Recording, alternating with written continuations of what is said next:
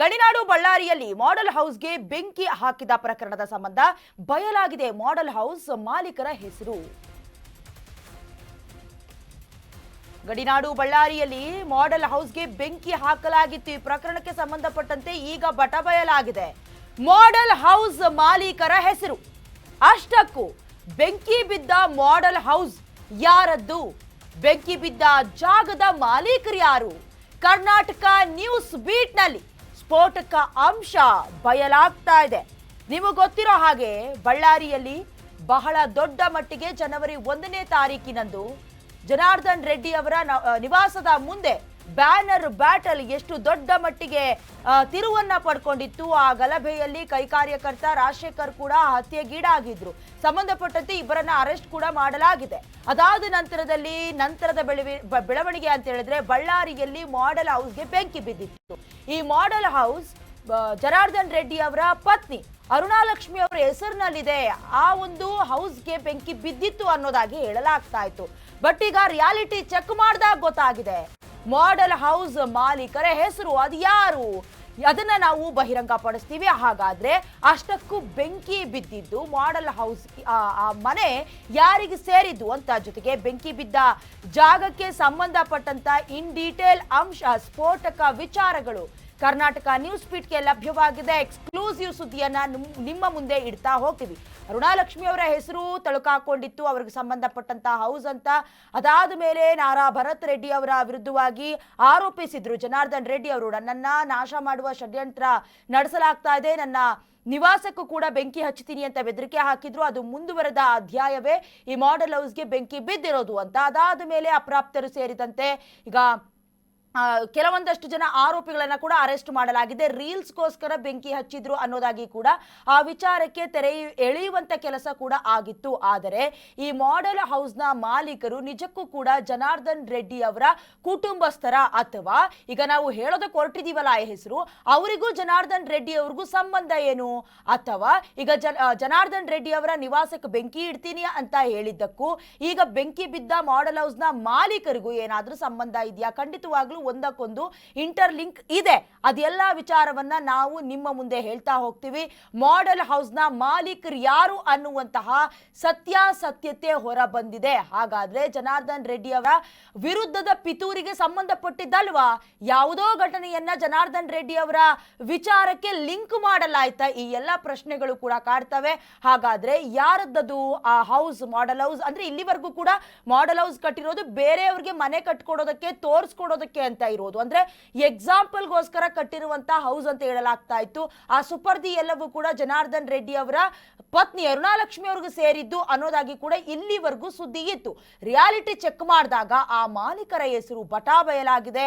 ಆಗ ನಿಮ್ಗೆ ನಿಜಕ್ಕೂ ಕೂಡ ಆ ಹೆಸರನ್ನ ಹೇಳಿದ್ರೆ ಒಂದಕ್ಕೊಂದು ಲಿಂಕೇ ಇಲ್ವಲ್ಲ ಅಂತ ಅನ್ನಿಸ್ಲೂಬಹುದು. ಯಾಕಂತ ಹೇಳಿದ್ರೆ ಆ ಮಾಲೀಕರು ಬೇರೆ ಯಾರು ಅಲ್ಲ, ಮಾಡೆಲ್ ಹೌಸ್ ಮಾಲೀಕರು ನಟಿ ರಮ್ಯಾ ಕೃಷ್ಣ ಅವರ ತಾಯಿ ಅನ್ನೋದಾಗಿ ಗೊತ್ತಾಗಿದೆ. ಮಾಯಾ ಕೃಷ್ಣನ್ ಮಾಲೀಕತ್ವದ ಬಳ್ಳಾರಿ ಸೈಟ್ ಅದು. 100 ಕೋಟಿ ಆಸ್ತಿಯ ಒಡತಿ ಮಾಯಾ ಕೃಷ್ಣ. ನಟಿ ರಮ್ಯಾ ಕೃಷ್ಣಗೆ ಬಳ್ಳಾರಿಯ ನಂಟಿರೋದು ಗೊತ್ತಾಗ್ತಾ ಇದೆ. ನಟಿ ರಮ್ಯಾ ಕೃಷ್ಣ ತಾಯಿ ಮಾಯಾ ಅವರು ಬಳ್ಳಾರಿ ಮೂಲದವರು ಅನ್ನೋದು ಗೊತ್ತಾಗಿದೆ. ತಮಿಳುನಾಡು ಮೂಲದ ರಿಯಲ್ ಎಸ್ಟೇಟ್ ಕಂಪನಿಗೆ ಜಾಗ ಸೇರಿರುವುದು. ಸುಮಾರು 82 ಎಕರೆ ಜಾಗವನ್ನ ಮಾಯಾ ಕೃಷ್ಣ ನೀಡಿದ್ದಾರೆ. ಇನ್ನು ಆ ಜಾಗದ ವಿಲ್ಲಾ ಮಾಡಿ ಮಾರಾಟ ಮಾಡೋದಕ್ಕೆ ಒಪ್ಪಂದ ಕೂಡ ನಡೆದಿದೆ. ರಿಯಲ್ ಎಸ್ಟೇಟ್ ಕಂಪನಿ ಹಾಗೆ ಮಾಯಾ ನಡುವೆ ಒಂದಷ್ಟು ಮನಸ್ತಾಪ ಇತ್ತು. ಕೋರ್ಟ್ನಲ್ಲಿ ಕೂಡ 82 ಎಕರೆ ಜಾಗಕ್ಕೆ ಸಂಬಂಧಪಟ್ಟ ಹಾಗೆ ದಾವೆ ಇದೆ. ಕೇಸ್ ದಾಖಲಾಗಿದೆ. ಕೇಸ್ ದಾಖಲಾದ ಮೇಲೆ ಆ ಮನೆಗಳೆಲ್ಲವೂ ಪಾಳು ಬಿದ್ದಿತ್ತು. ಇದೇ ಜಾಗದಲ್ಲಿ ಮನೆಗೆ ಆಕಸ್ಮಿಕವಾಗಿ ಬೆಂಕಿ ಬಿದ್ದಿದೆ.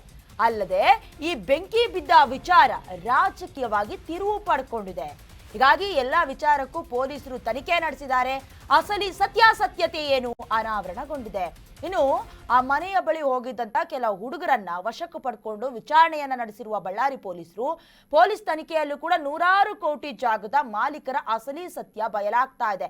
ಕನ್ನಡ ಸೇರಿದಂತೆ ತಮಿಳು, ತೆಲುಗು, ಮಲಯಾಳಂ ಭಾಷೆಗಳಲ್ಲಿ ಬಹುಭಾಷೀಯ ನಟಿ ರಮ್ಯಾ ಕೃಷ್ಣ ಅವರಂದ್ರೆ ನಿಮ್ಮೆಲ್ಲರಿಗೂ ಗೊತ್ತಾಗತ್ತೆ. ಅವರ ತಾಯಿ ಮಾಯಾ ಕೃಷ್ಣ ಅವರಿಗೆ ಸೇರಿದಂತಹ ಜಾಗ ಅನ್ನೋದು ಗೊತ್ತಾಗಿದೆ. ಅದಾದ ನಂತರದಲ್ಲಿ ತಮಿಳುನಾಡಿಗೆ ಸಂಬಂಧಪಟ್ಟಂತಹ ಕೆಲ ಕೋರ್ಟ್ ಅಥವಾ ಕೋರ್ಟ್ನಲ್ಲಿ ನಡೀತಾ ಇದೆ. ರಿಯಲ್ ಎಸ್ಟೇಟ್ ಕಂಪನಿ ನಡೆಸ್ತಾ ಇದ್ರಂತೆ. ಆ ಜಾಗಕ್ಕೆ ಆ ವಿಲ್ಲಾವನ್ನ ಕಟ್ಟಿಸ್ಕೊಡಿ ಅಥವಾ ಜಾಗವನ್ನ ಮಾರೋದ್ರ ಮೂಲಕ ಆ ಜಾಗದಲ್ಲಿ ವಿಲ್ಲಾವನ್ನ ಅಂದ್ರೆ ಬಿಲ್ಡಿಂಗ್ ಕಟ್ಸಿ ಬೇರೆಯವ್ರಿಗೆ ಮಾರಾಟ ಮಾಡೋದಕ್ಕೆ ಒಪ್ಪಂದ ಆಗಿತ್ತಂತೆ. ಕಾಂಟ್ರಾಕ್ಟ್ ಸೈನ್ ಎಲ್ಲ ಆಗಿತ್ತೋ ಏನೋ ತನಿಖೆಯ ಮೂಲಕ ಬಯಲಾಗಬೇಕು. ಈಗ ಮಧ್ಯ ಮಾಯಾ ಹಾಗೆ ಆ ಕಂಪನಿಯ ನಡುವೆ ಮನಸ್ತಾಪ ಆಗಿದೆ. ಸುಮಾರು 82 ಎಕರೆ ಜಾಗಕ್ಕೆ ಸಂಬಂಧಪಟ್ಟ ಹಾಗೆ ಕೋರ್ಟ್ನಲ್ಲೂ ಕೂಡ ಕೇಸ್ ದಾಖಲಾಗಿದೆ. ಕೇಸ್ ನಡೀತಾ ಇದೆ ಅಂತ ಹೇಳಿದಾಗ ಆ ಜಾಗಕ್ಕೆ ಯಾರು ಹೋಗೋದಿಲ್ಲ. ಮನೆಗಳು ಪಾಳು ಬಿದ್ದಿರ್ತವೆ, ಗಿಡ ಗಂಟೆಗಳು ಬೆಳ್ಕೊಂಡಿರ್ತವೆ, ಯಾರು ಕೂಡ ಅಲ್ಲಿಗೆ ಮೂಗ್ ತೂರಿಸೋ ಪ್ರಯತ್ನಗಳು ಕೂಡ ಆಗೋದಿಲ್ಲ. ಅದ್ರ ಮಧ್ಯದಲ್ಲಿ ಬಳ್ಳಾರಿಯ ಗಲಭೆ ಆಯ್ತಲ್ಲ, ಹಾಗಾಗಿ ಒಂದಕ್ಕೊಂದು ಇಂಟರ್ಲಿಂಕ್ ಮಾಡಲಾಗಿದೆ ಅನ್ನೋದಾಗಿ ಪೊಲೀಸರು ತನಿಖೆ ನಡೆಸಿದ ನಂತರದಲ್ಲಿ ಅಸಲಿ ಸತ್ಯಾಸತ್ಯತೆ ಹೊರಗಡೆ ಬಂದಿದೆ. ರೀಲ್ಸ್ ಮಾಡುವಂತ ವಿಚಾರಕ್ಕೆ ಹೋಗಿ ಅಲ್ಲಿ ಹುಡುಗರೆ ಬೆಂಕಿ ಹಾಕಿದ್ರ ಅಥವಾ ಈಗಾಗಲೇ ಅವ್ರನ್ನು ಅರೆಸ್ಟ್ ಮಾಡಿದ್ರು, ಬಾಯಿ ಬಿಡಿಸೋ ಕೆಲಸ ಕೂಡ ನಡೀತು. ಹಾಗಾಗಿ ನಾರಾ ಭರತ್ ರೆಡ್ಡಿ ಹಾಗೆ ಜನಾರ್ದನ್ ರೆಡ್ಡಿ ಅವರ ನಡುವಿನ ಆಂತರಿಕ ತಿಕ್ಕಾಟ ಇದೆಯಲ್ಲ, ಅದಕ್ಕೆ ಸಂಬಂಧಪಟ್ಟಂತೆ ಈ ಒಂದು ಘಟನೆಯು ಸಾಕ್ಷಿಯಾಗಿತ್ತು. ಬೇರೆ ಬೇರೆ ಬಣ್ಣ ಹಚ್ಚುವ ಕೆಲಸ ಆಗಿತ್ತು. ಆದರೆ ಇದೀಗ ಪೊಲೀಸರು ಸಾಕ್ಷಿಗಳನ್ನ ಕಲೆ ಹಾಕೋದ್ರ ಮೂಲಕ ತನಿಖೆ ನಡೆಸಿದ್ದಾರೆ.